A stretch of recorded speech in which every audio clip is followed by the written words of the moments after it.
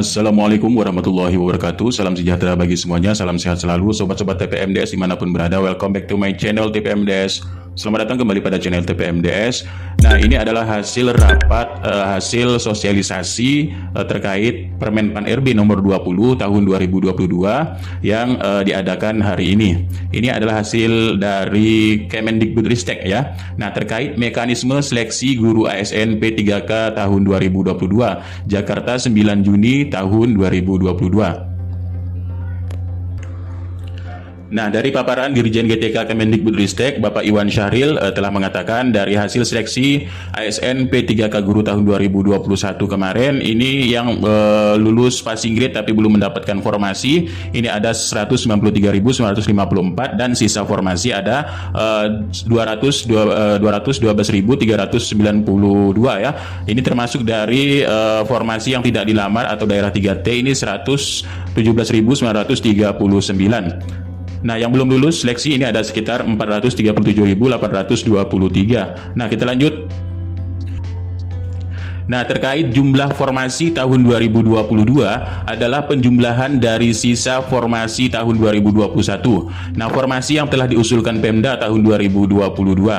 Nah, untuk pelaksanaan seleksi tahun 2022 ini adalah satu rangkaian tahap 3 dan tahun 2022. Jadi semuanya akan menjadi P3K tahun 2022. Nah, ini total formasi yang sudah diajukan oleh Pemda ini sekitar 343.631. Nah, sedangkan total kebutuhannya adalah 970.410. Maka ini masih jauh sekali ya dari total kebutuhan yang diperlukan. Nah, jadi untuk total formasi ini sudah ditotalkan dari sisa formasi ya. Nah, formasi sisa sudah ditotalkan ini mencapai 343.631. Jadi tidak mencukupi dari jumlah kebutuhan yang diperlukan oleh Kemendikbudristek. Nah, di sini juga ada paparan dari Dirjen GTK, yaitu ada yang sangat aman, kemudian aman, tidak aman, dan sangat tidak aman. Nah, apa maksudnya dari itu? Mari kita lihat yang pertama, bagian pertama. Ini sebanyak 193.954 guru lulus passing grade ya di 506 instansi. Ini di 156 instansi, 7 Pemda ini tidak memiliki guru lulus passing grade. Hanya ada 7 Pemda yang tidak memiliki guru lulus PG. Nah, sedangkan ketersediaan formasi bagi guru yang sudah lulus PG ini terbagi menjadi kondisi aman. Ini yang sangat aman dengan yang aman ya. Berarti ini 2 ya, kondisi aman. Ini berarti 203 Pemda atau 40%-nya 20.109 guru ini atau 10%-nya ini dikatakan kondisinya aman. Nah, kondisi tidak aman ini ada 303 Pemda atau 60%, sekitar 173.845 guru atau 89,6% dalam kondisi tidak aman. Nah, ya, berarti yang aman ini adalah yang 20.109. Ini kondisinya aman. Jadi 173.000 ini kondisinya sedikit tidak aman. Kenapa tidak aman? Mari kita lihat dalam skema dari Kemendikbudristek ya.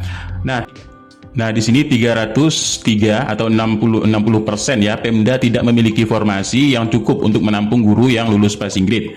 Meskipun sisa formasi tahun 2021 ini ditambah dengan usulan formasi tahun 2022. Nah, ada beberapa kondisi, ini ada sangat aman. Sangat aman ini adalah kondisi yaitu sisa formasi jauh lebih besar dibanding dengan guru yang sudah lulus passing grade atau sekitar 98 instansi yaitu 19%.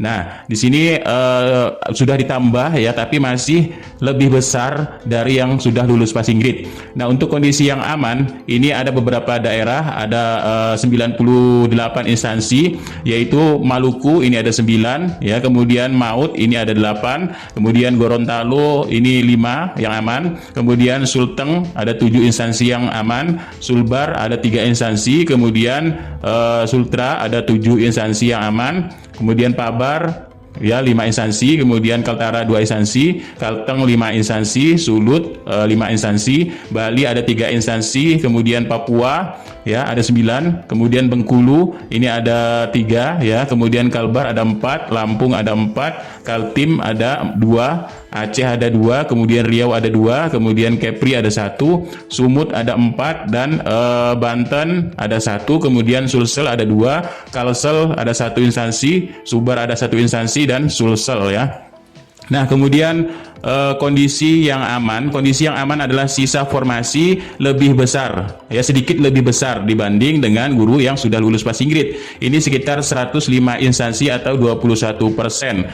Nah, kondisi aman bisa ditandai warna kuning di sini ya. Ini di Maluku ada 2 ya instansi, kemudian Gorontalo ada 1, kemudian Sulteng ada 2, kemudian Sulbar ada 1, dan Sultra ada 5, kemudian Pabar ada 3, kemudian Kaltara ada 2, kemudian Kalteng ada 4 ya, kemudian Sulut ada 5, dan Bali ada 2, serta Papua ada 6 ya. Kemudian Kalbar ada 4 instansi, kemudian Lampung ada 4, kemudian Kaltim ada 3, Aceh ini 8, kemudian Kepri ada 3, kemudian Sumut ada 8, dan Banten ada 4. Kemudian Sulsel ada 8, kemudian Kalsel ada 4, dan Sulsel ada 5, serta NTT ada 7, dan NTB ada 2, serta Jatim ada 6, kemudian Jateng ada 4, dan Jabar ada 2 ya. Nah, kemudian kondisi yang tidak aman. Kondisi yang tidak aman artinya sisa formasi lebih kecil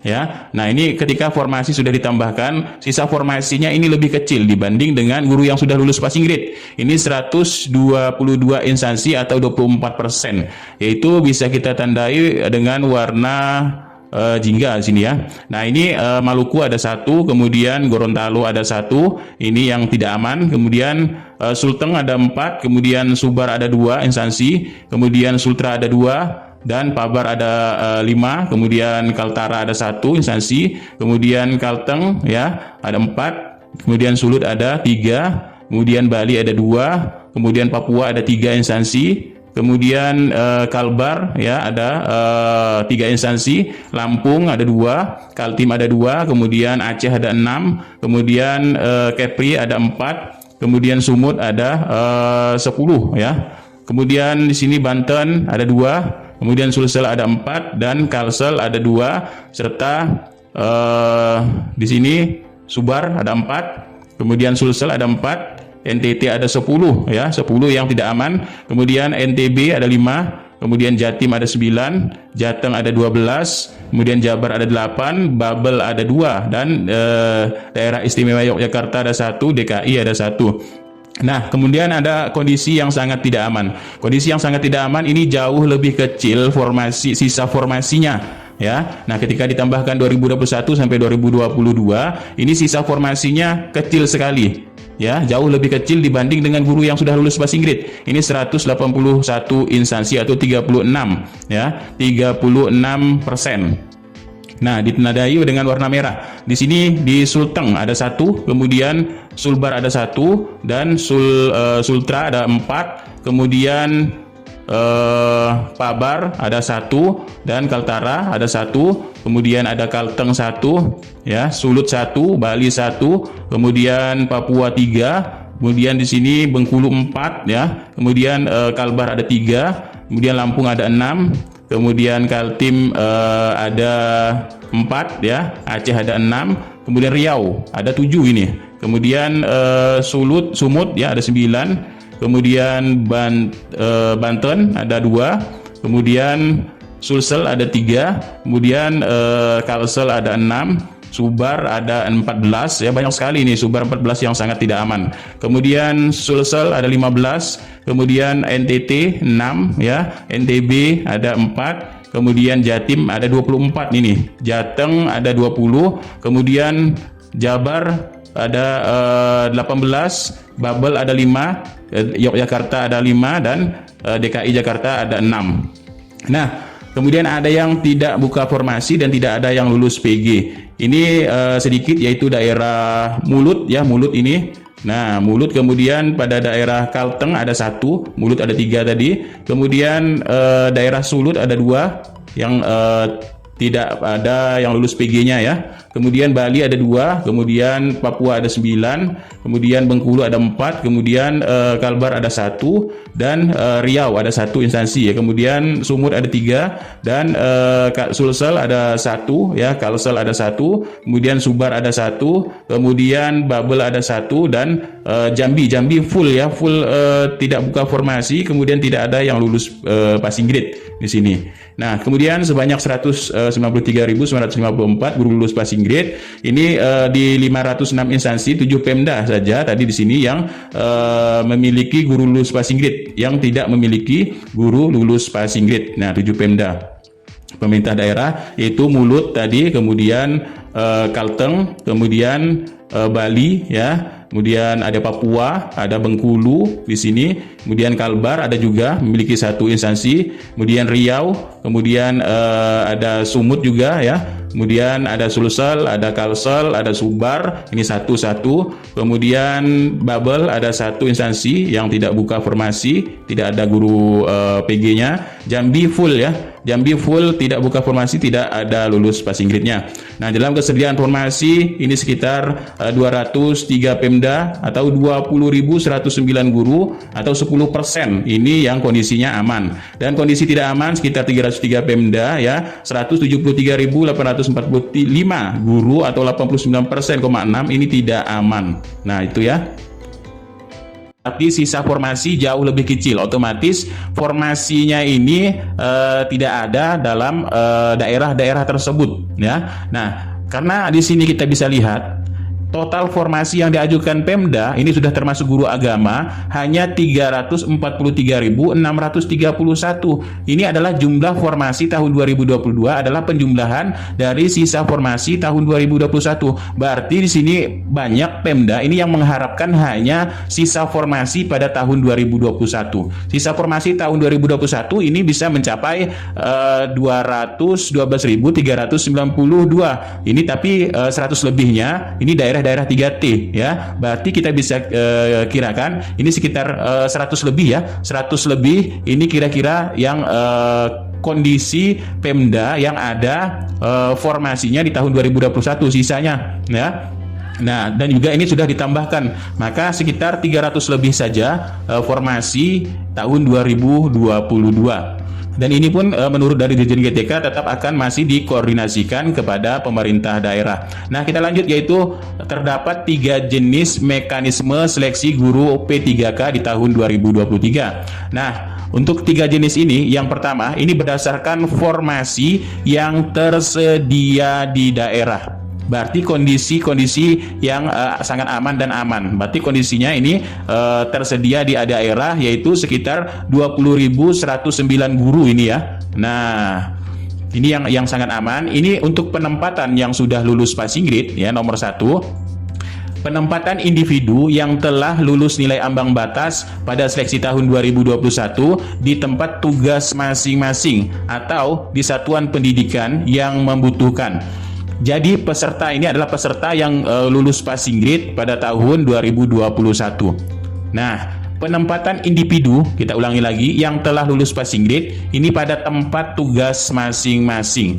Sesuai yang dipaparkan Bapak Dirjen ya, ini semaksimal mungkin ditempatkan pada sekolah induk atau bisa juga nanti di sekolah yang membutuhkan. Yang arti yang membutuhkan adalah di sini formasi yang kosong ya, karena dia membutuhkan.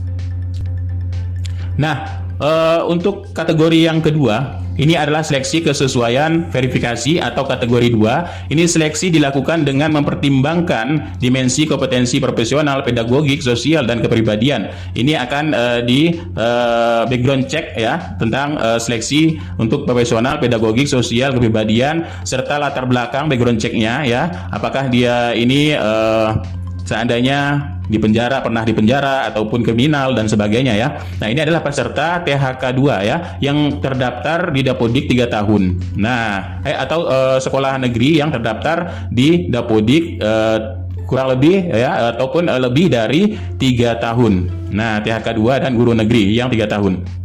Kemudian poin ketiga, seleksi tes ini untuk umum ya. Jadi seleksi tes dilakukan dengan mempertimbangkan dimensi kompetensi teknis, kompetensi manajerial, sosiokultural sama seperti biasanya. Ini adalah guru negeri yang kurang dari 3 tahun lulusan PPG dan guru swasta. Nah, untuk penempatan ini jika masih tersedia formasi, maka akan diberikan formasi untuk diperebutkan, yaitu di seleksi yang prioritas 2. Nah, barulah jika ada masih kebutuhan formasi baru ke yang 3 ya. Jadi jika masih tersedia formasi, ini penempatan ya. Penempatan jika masih tersedia formasi. Kemudian di sini juga untuk yang penempatan prioritas 2 jika masih tersedia formasi, dan selanjutnya jika masih tersedia formasi untuk yang umum. Nah, seperti itu.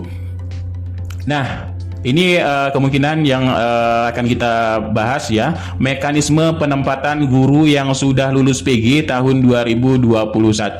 Nah, jadi ada 193.000 guru yang telah memenuhi nilai ambang batas pada seleksi tahun 2021 yang sudah lulus passing grade atau lulus PG.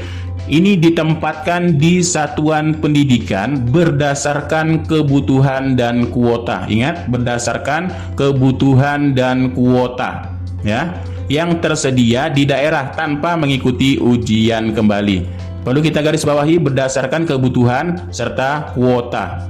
Nah, yang poin keduanya, individu ini ditempatkan di tempat tugas masing-masing sepanjang kebutuhan tersedia. Apabila tidak terdapat kebutuhan di tempat tugasnya, maka akan ditempatkan pada satuan pendidikan yang membutuhkan.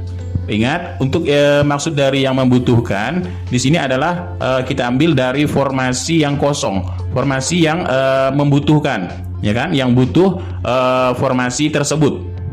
Nah, yang ketiga, prioritas penempatan dilakukan berdasarkan urutan kategori THK 2 ya, honorer negeri, lulusan PPG, kemudian honorer swasta.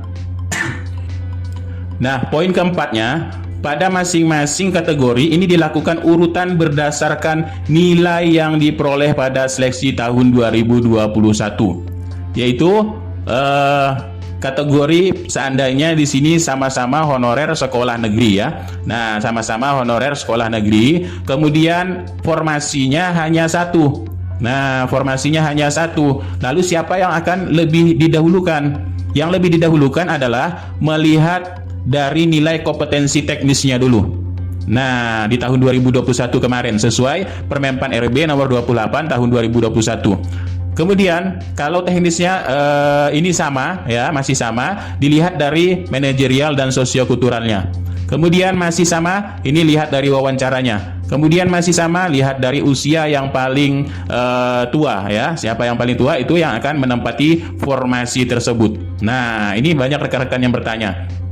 Nah, peserta penempatan guru yang lulus nilai ambang batas lulus passing grade tahun 2021 prioritas 1 berdasarkan kategori pelamar ya. Nah, ini berdasarkan prioritas kedua, ini berdasarkan nilai ya. Nah, yang pertama di sini kategori prioritas pertama berdasarkan kategori pelamar, lulus passing grade, teknis, manajerial, ya wawancara dan usia. Ini dari lihat THK 2, guru honorer negeri, PPG dan swasta. Berarti urut-urutannya ini mulai dari THK 2. Ya, jika pada seleksi masih tersedia formasi dibuka untuk seleksi selanjutnya. Nah, jika ini sudah tuntas ya, masih tersedia formasi, ini maka akan dibuka untuk selanjutnya. Nah, maksud dari ini ya, Bapak Ibu kemungkinan persepsinya ini berbeda, tapi maksud dari Bapak Iwan Syahril ya. Nah, di sini nanti kita perdengarkan ya. Maksud dari Bapak Iwan Syahril di sini adalah sepanjang masih tersedia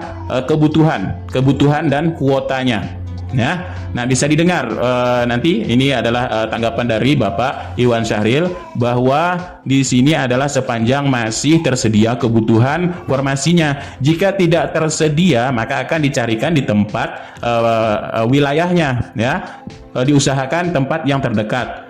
Walau kemudian tidak tersedia lagi, barulah ditempatkan daerah 3T. Tapi ini sesuai kesepakatan. Tapi semaksimal mungkin ini diberikan pada sekolahnya masing-masing, ya, semaksimal mungkin. Mari kita dengar pernyataan dari Bapak Dirjen GTK Iwan Syahril. Nah, beginilah penjelasannya. Lalu terkait dengan penempatan, kita akan hitung perhitungan ya. Pertama tentunya formasi yang sudah diajukan, misal tadi Bapak contohnya guru bahasa Inggris, ya berapa formasi yang sudah diajukan untuk guru bahasa Inggris, kan? Tapi sebenarnya kita juga akan mendorong pengajuan formasi sehingga seluruh guru bahasa Inggris yang ada honorer itu bisa mendapatkan formasi. Nah, jadi pertama tentunya kita harus prinsipnya juga memprotek honorer di sekolah induknya kan Pak. Itu menjadi salah satu juga isu yang ingin kita selesaikan prinsipnya. Jangan sebisa mungkin, tentunya mungkin ini tidak bisa maksimal, tidak bisa ideal, tapi prinsip kita bagaimana caranya semaksimal mungkin honorer di sekolah induk itu tetap bisa ditempatkan di sekolah induk sepanjang tetap ada kuota atau formasinya. Nah, jika kemudian formasinya itu tidak ada lagi di sekolah induknya, maka dia ditempatkan di satuan pendidikan yang lain, sebisa mungkin tentunya yang paling dekat dengan sekolahnya, tempat dia induk yang ada, tapi yang pasti tentunya ditetap di pemerintah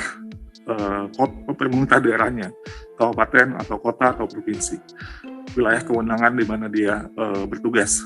Nah, sesudah itu, ya kalau misalnya masih tidak bisa, kita bisa mengajukan mekanisme yang mungkin ini akan lebih sedikit perlu koordinasi karena mungkin ada Pemda yang lain tadi yang sudah kita tayangkan juga hasil dari seleksi tahun lalu, di mana ada 117.000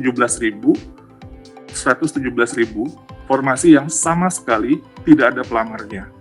Itu tadi juga digarisbawahi oleh Pak Deputi, Pak Alex Denny.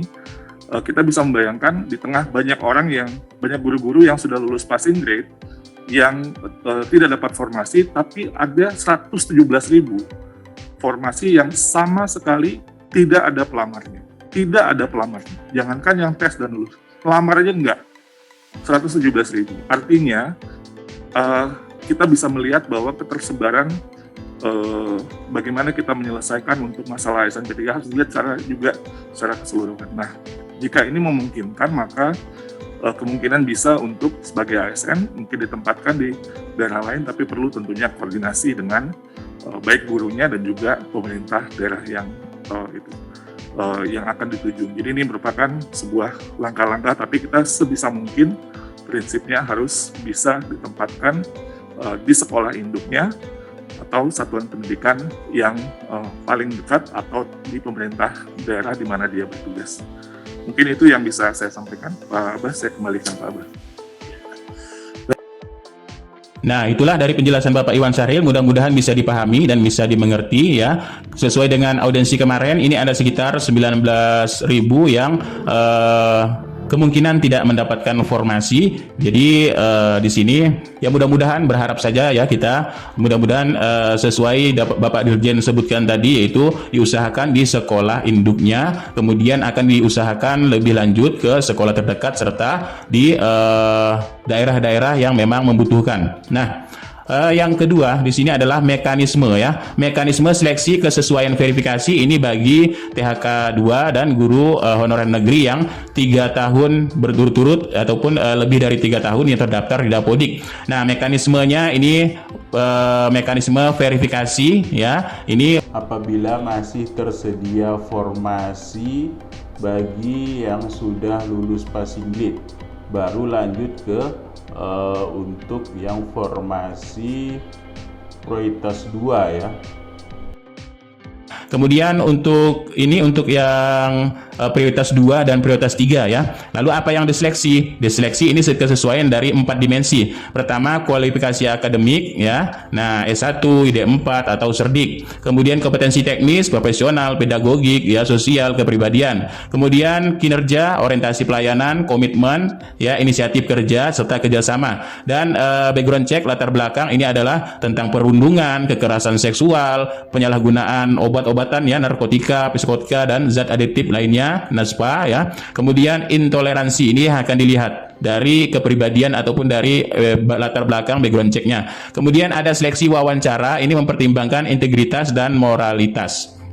Nah, ini bagi pelamar kategori ataupun prioritas 2 dan prioritas 3 ya. Nah, THK 2 dan guru honorer negeri yang lebih dari 3 tahun mengajar ini dan terdaftar di Dapodik. Nah, Jika ini juga masih ada formasinya, maka akan dibukalah untuk yang umum ya. Yang umum ini mekanismenya bagi pelamar umum ini menggunakan sama seperti sebelumnya, verifikasi untuk pendaftaran ya. Nah, kemudian tes CET UNBK ya, ini terdiri dari teknis, manajerial, sosiokultural, dan wawancara. Ini butir soal 80-100, waktu 120 dan 60 bobotnya. Kemudian manajerial, sosiokultural, wawancara ini 40% dengan butir soal manajerial 30, sosiokultural 20, ya, wawancara 10, kemudian waktunya manajerial ini 25, kemudian sosiokultural 15 dan wawancara 10. Maka di sini 60 dengan 40% maka 100% ya. Nah, ini kategorinya yaitu guru honor negeri yang kurang dari 3 tahun,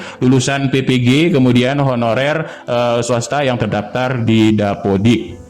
Nah, itulah sedikit singkat dari paparan Dirjen GTK ini slide-nya ya. Jadi para guru dapat menggunakan layanan bantuan untuk mendapatkan informasi lebih detailnya ini pada jam-jam operasional yaitu jam 7 sampai jam 20 WIB ya. Ini call centernya bisa menggunakan 1-500-997 ya, atau pada Telegram bot ini ya. Kemudian pada portal bantuan http guru P3K Kemendikbud Go ID kontak. Nah, ini bisa ya untuk layanan tersebut. Nah, itulah sedikit hasil sosialisasi hari ini terkait mekanisme dari P3K Guru tahun 2022 dari paparan Dirjen GTK Kemendikbudristek. Sekian, terima kasih. Billahi taufiq wal hidayah. Wassalamualaikum warahmatullahi wabarakatuh. Salam sejahtera bagi semua.